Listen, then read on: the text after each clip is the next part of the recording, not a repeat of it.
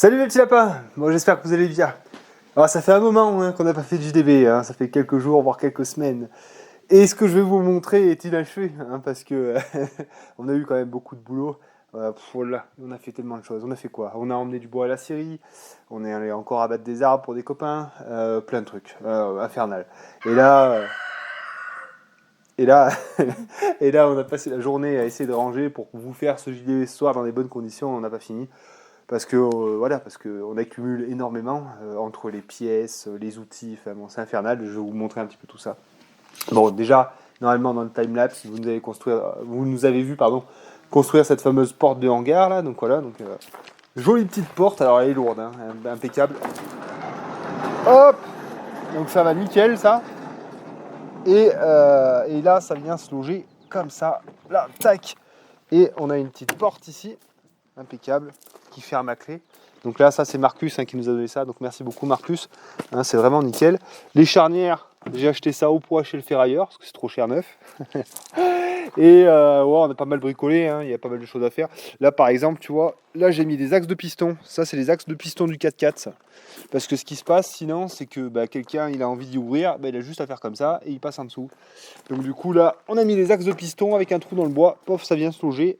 Et là, normalement, on n'a pas... Bon, quelqu'un qui est motivé, il arrache tout, faut pas rêver non plus. Mais ce que je veux dire, voilà, c'est que c'est quand même un tout petit peu plus sécuritaire. Donc voilà pour cette porte. Elle ferme comment cette porte? Eh bien, on a deux loquets ici, là. Donc vous voyez, ça c'est toujours mes petits achats Lidl. Ça fait bien rire les gens, ça Lidl. Sauf que Lidl, regardez, quand il y a des trucs qui m'intéressent, je les mets de côté. Donc là, j'ai deux taquets comme ça. Hop, je les mets. Et donc là, après, ça m'est impossible d'ouvrir la porte. Voilà, donc voilà pour cette porte. On va l'ouvrir quand même histoire d'y voir un petit peu. Il y a la deuxième qui est faite un peu sur le même modèle. Ça, vous pouvez y voir sur Tolérance et Autonomie. Parce que pour les abonnés un peu plus fidèles, on va dire. Non, juste pour les gens qui sont abonnés à la chaîne secondaire, j'avais fait un Alors, il n'y a pas de réservation membre, etc. C'est juste, voilà, si vous voulez... Hein? Ah oui.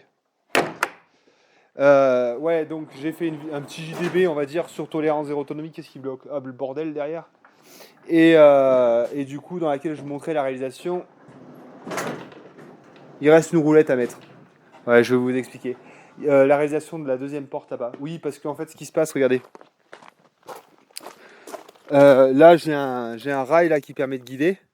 Sauf qu'après, là, j'ai plus rien. Donc la porte, elle vient buter contre chaque élément là. Donc là, je me suis acheté des roulettes, je vais mettre une équerre et la roue, elle va pouvoir permettre de conserver un écartement comme ça et ça butera plus. Il y a toujours des petits détails comme ça à la con, ça c'est sûr. Et puis on les voit au fur et à mesure. Bon voilà, donc là en fait l'idée c'était de migrer l'atelier qui était dans le garage ici, de manière à pouvoir entamer d'ici quelques semaines les travaux dans le garage qui deviendra un laboratoire de transformation. Donc en fait ces temps-ci on travaille beaucoup en termes de récupération, en termes de bons plans, pour pouvoir bien appréhender ce chantier dans les meilleures conditions. Alors, on s'est bien aperçu, comme je disais, qu'on en avait énormément accumulé dans ce garage. D'ailleurs, on se demande bien comment est-ce que tout ça, ça passait là-bas et que là, comment ça va passer. Enfin, c'est toute une histoire. Donc voilà, bon alors, voilà comment on y a agencé. Pour le moment, c'est encore le bordel. Il y a encore beaucoup de choses à peaufiner. Donc les deux fameuses armoires là. Donc ça, si vous y trouvez, moi j'y avais trouvé aux mains ouvertes à Clermont-Ferrand. Ça coûte 80 € pièce. Ça se ferme à clé. C'est des trucs de bureau. Voilà, donc bon, tout est bien rangé comme c'était. Alors là, c'est pareil, il y a des pièces de tondeuses, de tronçonneuses, tout un tas de trucs. Ici, les stocks d'essence, les stocks de nettoyant frein, les stocks de graisse, d'huile, tout ce qu'il faut pour faire un peu de mécanique. Enfin bon, il y a tout quoi. Et là, en fait, ce que je m'aperçois, c'est que je vais pas pouvoir. Parce que vous voyez là, je vous montre un peu, je vous raconte après parce que c'est compliqué. Là, ce qu'on a fait là, c'est que cette paroi de mur, par exemple, on aurait pu mettre des étagères et faire comme c'était avant, mettre tous ces outils au-dessus de l'établi. Le problème, c'est qu'Agnès, elle n'y a pas accès. Elle est trop petite et il faut qu'elle prenne une échelle à chaque fois pour aller chercher les trucs là-haut.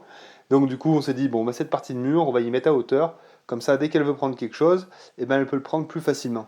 Donc voilà, donc on a remis les French clits là. Et donc voilà, toutes les vis, tout ça. Donc ce qui est bien, les French clits, je conseille ça à tout le monde.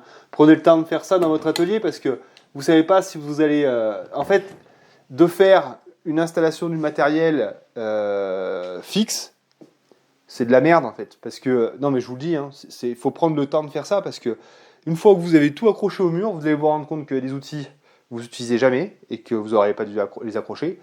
Ou alors que l'espace est mal optimisé, ou alors que vous allez devoir rajouter des outils, et ça va pas du tout. Alors autant prendre le temps de vous faire un truc amovible comme ça, et comme ça, si vous vous rendez compte bah, que la scie elle serait un peu mieux à cet endroit, et ben vous prenez le module de la scie, vous le déplacez. Voilà, donc là j'ai un module pour les serre-joints. Là, pareil, hein, Parkside, sponsor officieux. Les petits trucs là qui sont faits pour être aimantés, j'ai mes ciseaux à bois, mes limes, tout ça. Là, ça on l'avait fabriqué avec de la récupération, donc il nous reste encore un peu de place. Mais voilà, vous voyez, là, ça c'est les stocks de fils, de câbles, un peu de matériel électrique, les chutes de fils, poste à souder, bon, petite station de charge pour l'électroportatif. J'ai installé mes prises, comme c'était avant. J'ai réutilisé des prises, des multiprises. Voilà. J'ai fait un live exceptionnel dans lequel je répare celui-là, chaîne secondaire, entre toi et moi. Et donc là, tu vois, c'est là que ça m'agace parce que, bon, là, il y a tout le matos encore. Pouf! Mais il en faut hein, pour tout faire aussi, hein, c'est ça. Hein. Alors, là, le truc qui se pose comme question, c'est que on peut pas et avoir un espace de travail et en même temps que ce soit un espace de stockage. Ça, on se rend compte que c'est pas gérable. C'est pas possible. Parce que là, vous voyez, là, je rentre plus de voiture. Là. Ou alors, je tourne plus autour, ça revient au même que l'autre. Ça va pas du tout. Donc ça va pas rester comme ça. On va terminer en fait de faire le plancher là-bas, je vais vous montrer. Et on va se faire un magasin. On va se faire un magasin dans lequel on va pouvoir mettre des étagères, faire des racks et mettre tout ce qui va être matériaux, récupération et pièces. Tu vois, par exemple, tu vois, là, j'ai des prises de récupération, j'ai une pompe à eau, j'ai un moitié de surpresseur, j'ai des bouts de PVC, tu vois. Alors, c'est bien renseigné si tu veux, mais il faut pas que ce soit là. Ici, il faut que j'ai que ce qu'il faut pour travailler. Et là-bas, tu vois, regarde, là, c'est pareil, ça. Tu vois, bon, c'est Agnès, elle savait pas où y mettre, elle y a mis là. Ça, mais ouais, mais bon, je l'engueule, mais j'engueule pas parce que tu mets où ça? J'en sais rien. Donc du coup, en fait là-bas, je vais vous montrer, on va se faire un magasin dans lequel on va trier, un peu comme on le ferait bah, justement dans un magasin, quincaillerie, toiture, etc., etc., bois, tout ça. Donc voilà où on en est. Bon, c'est pas fini, hein, il y a encore beaucoup de choses à faire, mais bon, ça a bien progressé quand même. Hein. Voilà. Alors, continuons. Donc premier garage, là ça va pas bouger, il y a la gaine là justement qu'il va falloir qu'on ramasse. Ça bouge pas, hein, c'est le matériel, une partie du matériel agricole on va dire. Donc ça reste comme ça. Il y a par contre la station essence qu'il va falloir qu'on mette quelque part. Il va falloir qu'on trouve comment est-ce qu'on fait, parce qu'il faut qu'on mette notre bidon de fuel et notre station essence hein, pour faire le plein. Parce que je vais pas y mettre encore dans le garage. Le but c'est de pouvoir travailler dedans. Hein. Tac. Et voilà. Et là, donc ça c'est pour la voiture ça. Donc là tu vois c'est pareil les tréteaux de maçon, il faudrait trouver une place, les accrocher au mur je pense. Et donc là-haut comme je te dis là tu vois normalement c'est censé pour mettre la paille. La paille. Ben, la paille là, il y a beaucoup de bois, c'est tout ce qu'il y a. Donc là tu vois il y a pas mal de bois, il y a pas mal de. Tu pourras pas se faire. Mais il y a de la récup quoi, il y a plein de récup là-haut quoi. Ce que je fais. Et ce que je cherche aussi c'est à rendre propre, vous savez la ruine là-bas. J'ai un espèce d'appentis. J'en ai marre d'avoir du bordel là-bas, c'est dégueulasse, ça prend la poussière, il y a les ronces, les orties qui poussent dedans, enfin c'est pas possible. Donc voilà. Donc du coup, il fallait absolument, déjà de toute façon il fallait que j'ai un espace pour stocker la paille et le foin de cette année. Hein. Ça c'était obligatoire. Et donc là je me rends bien compte, et c'est tant mieux, qu'il faut aussi que je fasse un plancher sur cette partie-là. Hein, comme ça j'ai 2 niveaux sur tout ça. Et donc là à ce moment-là j'aurai suffisamment normalement, de toute façon de la place il m'en manquera toujours, mais j'aurai un peu plus de place, on va juste dire ça comme ça, parce que j'en ai jamais assez. Il y aura un petit peu plus de place pour pouvoir mettre la paille et le foin et faire une partie magasin. Alors à voir si derrière on fait une petite cloison, quelque chose comme ça, pour éviter que la poussière de la paille et du foin aille dans le magasin. On verra ce qu'on fait, on se posera d'autres questions, on n'est pas là. Alors du coup, c'est bien gentil tout ça, mais comment est-ce que tu fais avec le prix des matériaux? Eh bien, comme vous avez vu dans la vidéo précédente, si vous êtes des lapins, bien abonnés, n'oublie pas de t'abonner et de mettre un petit pouce. Eh ben, on scie du bois. On fait scier du bois. Voilà. Donc, il y en avait un qui me posait la question, parce qu'à la fin, donc, on ne voyait pas. Là, eh ben, on a mis notre tas à sécher. Hein, donc, comment ça se passe? Ça se passe quand on avait des litos, parce qu'on avait quand même acheté des lots de planches avant. Hein. Donc, il nous restait des petits litos. Donc, à chaque fois, on fait une rangée de planches, on met des litos en travers. Et voilà. Et donc là, c'est bien aéré. Et, voilà, c'est parti pour sécher. Alors, on va pas y laisser sécher pendant 3 ans. Hein. Ça, c'est clair. Pardon. Je me dégueule dessus. Alors, on pourrait même y poser frais, que ça serait pas bien grave. Mais, on va quand même essayer de faire un minimum bien. On va attendre le dernier moment pour les poser. C'est-à-dire que dès qu'on sait qu'on va faire les foins, 1 semaine, 2 semaines avant, on pose tout. Comme ça, ça va sécher pendant 2-3 mois. Hein, mais ça sera toujours ça de prix, parce qu'il est lourd, hein, il est très très lourd à manipuler, et il est gorgé d'eau, de sève, donc il faut que tout ça, ça sèche un petit peu. Donc là, normalement, j'ai tous mes bastins pour faire le solivage, finir le solivage et faire le solivage de l'autre, et des planches en sapin, 3 cm d'épaisseur, pour faire l'autre plancher. Donc là, j'aurai quand même un peu mieux de place. Bon, et puis après là, hop là, ça on verra plus tard. Hein. Il y en a des choses à faire. Ah oui. Bon, enfin voilà. Donc ça, c'est tout fait. C'est bien gentil, c'est bien beau, c'est formidable. Et donc là, attends, je vais éteindre la lumière parce que c'est pas qu'on paye l'électricité, mais quand même. Et les ampoules, oui, c'est pas gratuit. Donc, enfin, les ampoules, si on veut. Alors, tu vois ça, par exemple, là, tu vois, ça, c'est de la dose. Alors ça, en fait, c'est le déchet, en fait. Hein. Alors, il y en a qui achètent ça. J'avoue, ça, il aime bien faire des cabanes avec ça. Moi, je déteste ça. Je trouve que c'est... Là, en fait, tu vois, pour te dire un peu les niveaux, tu as le niveau des crasses, c'est-à-dire palette, boîte palette dégueulasse pour faire des poulaillers spéciales pour rouge. Ah, il y en a qui aiment bien faire ça, démonter de la palette et faire des bricolages de merde. Bah, c'est des spécialistes, c'est dégueulasse. Puis je foutrais le feu, bon, rien que pour le plaisir. Et après, tu as le niveau au-dessus, j'achète des déchets de bois et je fais des cabanes avec. Alors, c'est légèrement mieux, mais je l'aime pas du tout, moi. Déjà, je trouve que ça fait trop rustique. Bon, enfin, ça me va pas. Ça me va pas. L'écorce reste indéfiniment. Non, c'est pour moi, c'est pas du boulot. Ça, là, nous, qu'est-ce qu'on va en faire? On va le couper en 50 et ça fera notre petit bois. Hein, et puis, du coup, c'est incroyable parce qu'on va pouvoir s'épargner l'achat de notre petit truc, là, spécial petit bois pour se protéger les mains. Spécial branlette. Donc ça, on va y faire à la scie à onglet, là, et on y chargera dans la remorque du tracteur. Tracteur qu'on a récupéré, je vais vous montrer. Pareil, j'ai fait une vidéo, on a fait 2-3 bricoles dessus. Et donc ça ira pour l'année prochaine pour démarrer le feu. Voilà, et puis ensuite, qu'est-ce que je vais vous montrer? Je suis désolé, hein, du coup, le soleil s'est couché derrière la colline, hein, c'est fini. Hein. Mais bon, j'espère que vous m'en voulez pas trop de vous montrer autant de bordel, mais bon, c'est comme ça. Hein. Alors, quoi d'autre? Eh ben voilà, donc là, on a bien vidé, hein. Mais il en reste, malheureusement, on n'a pas fini, comme j'expliquais.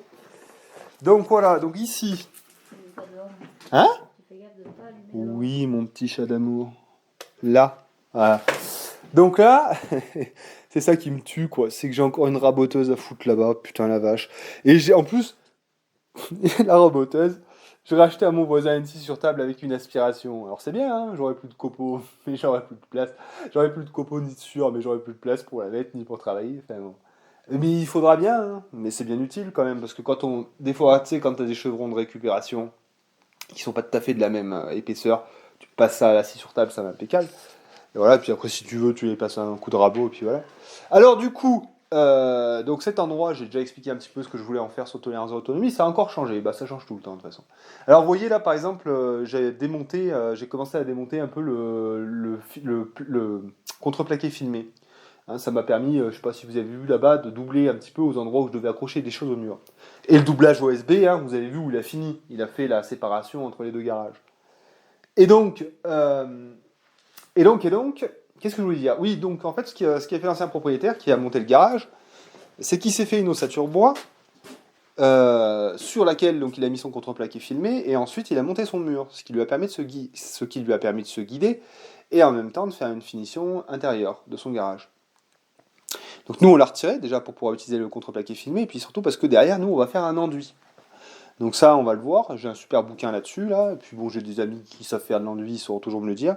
Donc là, en fait, Gobetti, Renformi, enfin pas Renformi, il n'y aura pas vraiment besoin, mais deuxième passe, enduit de garnissage, on va dire, et puis enduit de finition, en fonction de comment ça se passe, évidemment. Et puis là, vous voyez là, ça, il va falloir y couper ça. Parce que là, je perds trop de place, là. Donc là, je vais y mettre un coup de meuleuse, là. Je vais redemander à Jean-Paul là, sa grosse tronçonneuse thermique, là. Je vais mettre un coup de disque à diamant, un coup de burin. Je vais refaire du ciment, que ce soit bien propre. Hein, parce qu'il faut que je perde le moins de place possible. Donc voilà, donc ça, pareil, il faut que j'y démonte. Bon, enfin bon, il y a plein de choses à faire. Mais là, donc du coup, en fait, on a fait un coup avec des copains. On allait aider un petit peu à nettoyer des arbres pour quelqu'un. Et cette personne, en échange, elle va nous donner du carrelage. Alors, c'est des tout petits carreaux, c'est des petits carreaux de 10 par 10 comme ça. Et de la crédence, des tout petites de la mosaïque comme ça, blanche, là, comme chez les bouchers. Là. Ça va être nickel. Donc, on va mettre, il y a de quoi faire largement le sol. On fera peut-être bien aussi à ça des murs, parce que l'idée après, c'est de pouvoir passer le karcher à fond, quoi. Parce que là, ça va saigner là-dedans. On n'est pas végétarien, nous. Les bêtes, quand tu vas les manger, tu manges pas vivantes. Il faut d'abord faire le boulot. Bah, bref, donc du coup, il y a pas mal de travail. Donc là, l'idée, c'est de faire un labo, avec une évacuation des eaux, avec une pente. Donc voilà, donc on a tout ça à faire. On a bien réfléchi avec Agnès aussi. Alors au début, on voulait faire une cave tout à fait au fond, mais ça va pas. Parce que en fait, tu rentres dans ton labo pour aller à ta cave, c'est pas bon. Hein, tu salis le labo pour aller mettre des. Enfin, ça va pas, ça n'a pas vraiment de sens. Donc on s'est dit deux choses. Premièrement, on va séparer le garage un quart, trois quarts. Un tiers, deux tiers. C'est-à-dire qu'à ce niveau-là, là, alors ça a le temps de changer, hein, mais bon, je vous dis ce que j'ai dans la tête en ce moment. À ce niveau-là, on va faire une cloison, là, avec une porte qui permettra d'entrer dans le laboratoire. Et à cet endroit-ci, là, on va pouvoir se faire une petite partie. Alors, je vous dis ça, mais il n'y aura pas la place, hein, ça c'est sûr. Mais l'idée, j'aimerais, c'est pas je veux, hein, c'est j'aimerais pouvoir faire un tout petit endroit avec un porte-manteau, le miroir que j'ai récupéré là, histoire juste de faire un petit vestiaire. Tu vois, comme ça, quand c'est ce que tu as là, quand tu rentres dans la maison comme ça, c'est l'horreur, hein, t'en fous partout, c'est infect quoi. Donc se faire juste un petit vestiaire pour pouvoir s'habiller peinard et se déshabiller quand c'est le moment. Une partie, il y aura forcément dans cette partie des étagères pour pouvoir faire une partie cellier, pour mettre les bocaux, les choses comme ça qu'on ne pourra pas mettre dans la cave ou qui sont trop compliqués d'accès dans la cave. Et il faut qu'on fasse une partie, alors je ne sais pas où exactement, mais il faut qu'on fasse comme un silo à pommes de terre qui soit totalement obscur pour que les patates ne germent pas. Voilà, donc une première partie, on va dire cellier, garage à patates et vestiaire.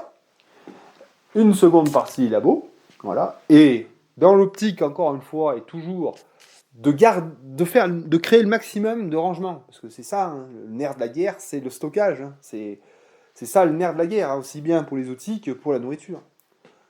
Eh bien, on va pas faire une finition sous pente. On va faire péter un solivage comme ça. Voilà. Donc, à cet endroit-là, à cet endroit-ci, hein, où on aura notre vestibule, là, on va être sous pente, hein, ça sert à rien de faire une courbe perdue. Mais après, là, et ben, toute cette partie-là, à peu près, faut voir la hauteur qu'on fait, mais à peu près à cette hauteur-là, hop, on aura un petit volume de stockage dans lequel on pourra peut-être faire sécher des jambons, mettre 2-3 trucs. Mettre des bocaux vides, les stérilisateurs, les choses comme ça. Voilà, faire un espèce de petit grenier. Donc voilà. Donc tout ça, quand est-ce qu'on va y faire? Ça c'est la bonne question, parce que ouais, et je crois c'est la première année où on est sur autant de choses en même temps, peut-être. Ouais, là c'est. Je crois que là c'est bien la première année où il y en a dans tous les sens là. Ouais, ça démarre drôle. Ça démarre fort là, bien trop fort. Hein. Et on n'a pas encore continué les semis. Et on est en retard, en fait, on a planté des oignons, il en reste à planter, on est en retard là-dessus. Bon, des semis on en a fait, mais on va être bien en retard là-dessus. Bon, enfin bon, Agnès travaille lundi, mardi on va pouvoir y rattaquer, c'est bien.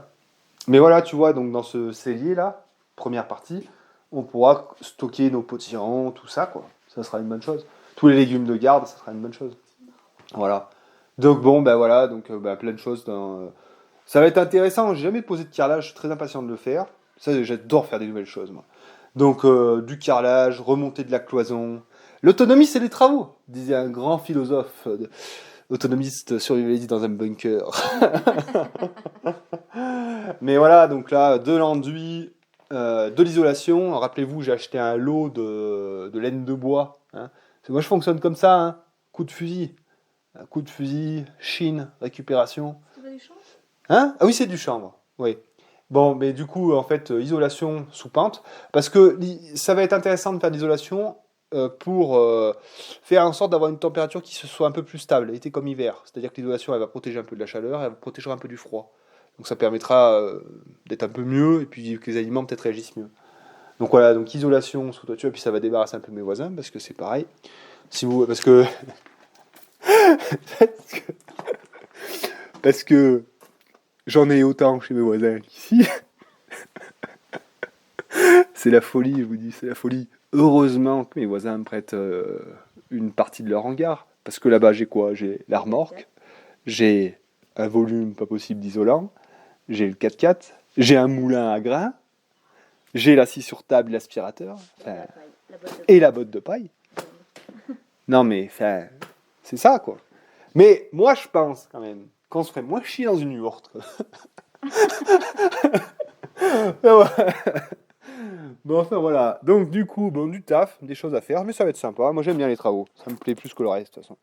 Allez, je vous montre ce qu'on a abattu. Parce qu'il y a encore du boulot en reste là-bas aussi. Oui, bah si, bah si. Et puis, on va se laisser là-dessus. Hein, 21, et je vous aurais pas trop arnaqué. Voilà, bon, là, il n'y a rien à montrer. Tout est bien propre, ça va bien, pas de soucis. Et oui, parce que là, ça fait un peu du ménage là-bas. Parce que du coup, il y a des arbres qui faisaient chier en fait, puisque je veux que ce soit bien clair là-bas. Donc on a abattu ces pins qu'on a fait scier. Là, je vous montre ça rapidement, et puis on va se laisser là-dessus. Alors, je ferais pas vraiment. Il y a des gens qui me posaient la question de savoir si je pouvais leur montrer comment mettre le rail pour la porte et tout. Franchement, les gars, c'est facile quoi. Vous achetez. Enfin, c'est simple à faire. Voilà. Posez-vous pas de questions, achetez le nécessaire. Vous n'êtes pas plus con qu'un autre. Nous, c'était la première fois qu'on le fait. Vous n'avez pas besoin d'un tutoriel pour le faire. Hein. Franchement, vous prenez les éléments et vous allez comprendre quoi. Tu veux dire quoi, mon cœur? Ah oui, par contre, alors nous, en fait, c'est ça l'avantage, c'est que ça, on est bien avec ça. Mais je pense que tous les gens à la campagne, c'est pareil. C'est que nous, on a Trioulaire, c'est à Craponne. Ça s'appelle la brocante industrielle. Et en fait, le gars, c'est en même temps ferrailleur, en même temps, il vend du matériel pour les bovins, des bacs, tout. Il vend tout. Il vend du fioul, il vend des granulés. Il vend quoi? Il vend plein de vis au poids. Bah, tu vois, par exemple, les... Ah! Comment ça s'appelle là, ce qu'on a mis pour la porte? Les charnières, c'était vendu au poids. La ferraille aussi, alors elle n'est pas toujours de bonne qualité, la ferraille, mais ça fait le taf. Enfin bon, un gros magasin comme ça, là où tu trouves tout. Donc voilà, c'est parfait quoi. Bon, mais donc lui, je lui ai pris les rails, les attaches, tout ça, j'ai vu ça avec lui. C'est pas difficile d'assemblage. Par contre, mettez des gros équerres. Hein. Enfin, au vu du poids de ma porte, il a fallu que je mette des équerres de charpente, celles qui sont renforcées. Hein, parce que le rail, dessus, la porte, elle y tire. Hein. Au début, j'avais mis des simples charnières, des simples équerres. Elle commençait à sacrément plier dans le mauvais sens. Du coup, j'ai dû les remplacer. Bon, enfin voilà. Mais il faut vous faire confiance. Le secret, c'est de ne pas se poser de questions et d'y aller comme un con. Non, mais ce que je veux dire, il faut quand même préparer un peu son chantier, s'informer. Voilà, je vais vous donner la bonne démarche, parce qu'il ne faut pas y aller comme un con non plus, hein, parce que j'en connais qui... Ouais, je vais improviser. Faut pas improviser. Non, il faut faire un minimum de documentation. Vous voyez 2-3 vidéos, 2-3 tutoriels, vous lisez peut-être 2-3 articles là-dessus. Et puis ensuite, vous achetez le produit. Des fois, sur le produit même, il y a la notice de mise en œuvre. Voilà. Et après, vous préparez bien votre chantier et vous y allez. Voilà, et ça se passera bien. Mais il faut oser. Le principal, c'est d'oser. Tu vois, le carrelage, j'en ai jamais posé. Je pense que je vais pas faire chier Hugo pour ça. Parce que Hugo, en plus, il est comme moi. Il est spécialiste des hernies discales. Donc voilà, je pense que je vais pouvoir me débrouiller sans son aide pour le carrelage.